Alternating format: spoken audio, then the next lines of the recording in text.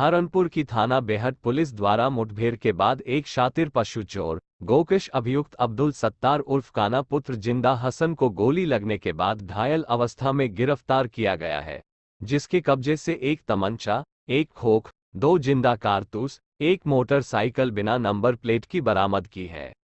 कल रात्रि में थाना बेहट पुलिस जब चेकिंग कर रही थी, तब ग्राम बाबेल की तरफ से एक बिना नंबर प्लेट सवार मोटरसाइकिल पर 2 व्यक्तियों को जब रोकने का इशारा किया गया तो उन्होंने पुलिस पार्टी पर फायरिंग की और वहां से भागने का प्रयास करने लगे, जिसका पुलिस पार्टी द्वारा पीछा किया गया।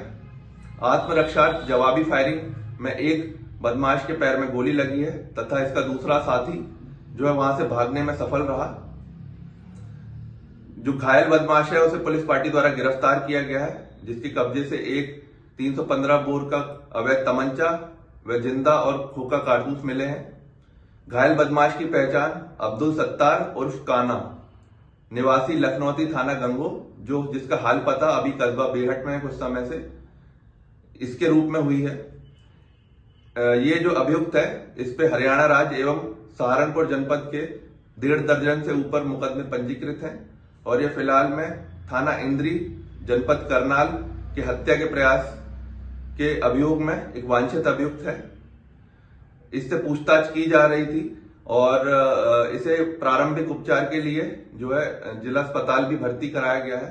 घटनास्थल का मुआयना सहारनपुर में समाजवादी पार्टी के नवनियुक्त महानगर अध्यक्ष हाजी नवाब अंसारी का सपा कार्यकर्ताओं के द्वारा जोरदार स्वागत किया गया।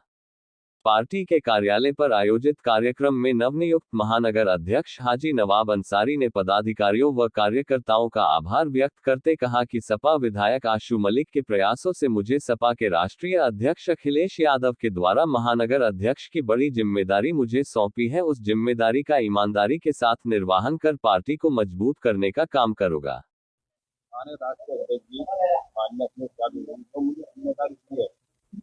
तो मेरे समाज के अंदर कितना वोट है और उसके अलावा जिसमें हमारे साथ की जितनी जाति आती है, जिसमें हमारे हिंदू भाई भी हैं, इन सबको जोड़ने का काम होगा और पार्टी को मजबूत करने का काम होगा। जो भी मेरे ऊपर जिम्मेदारी सौंपी गई है मैं उसको बखूबी निभाने का काम करूँगा। मैं माननीय राष्ट्रीय अध्यक्ष जी और आशु मलिक जी का शुक्रिया अदा करता हूँ इस बार कि उन्होंने कुछ सोच समझ के मुझे जिम्मेदारी दी है, तो उसको मैं बखूबी पूरा निभाने का काम करूँगा।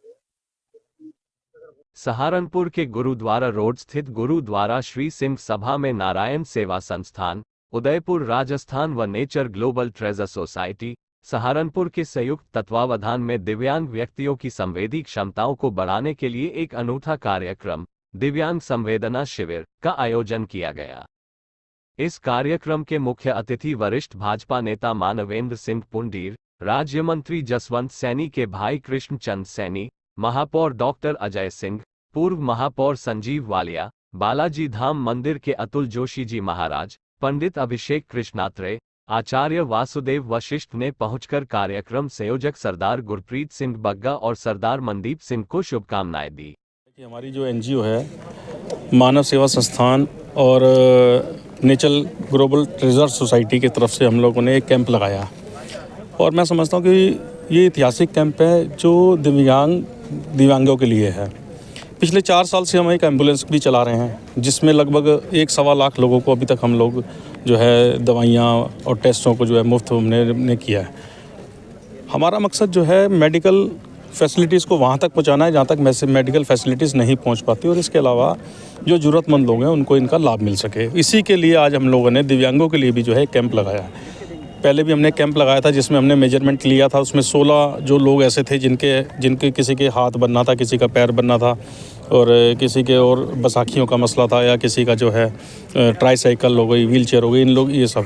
तो आज हम लोगों ने वो वितरण किए हैं। 16 लोगों को हमने वो इंस्ट्रूमेंट्स जो है उनको लगाए हैं।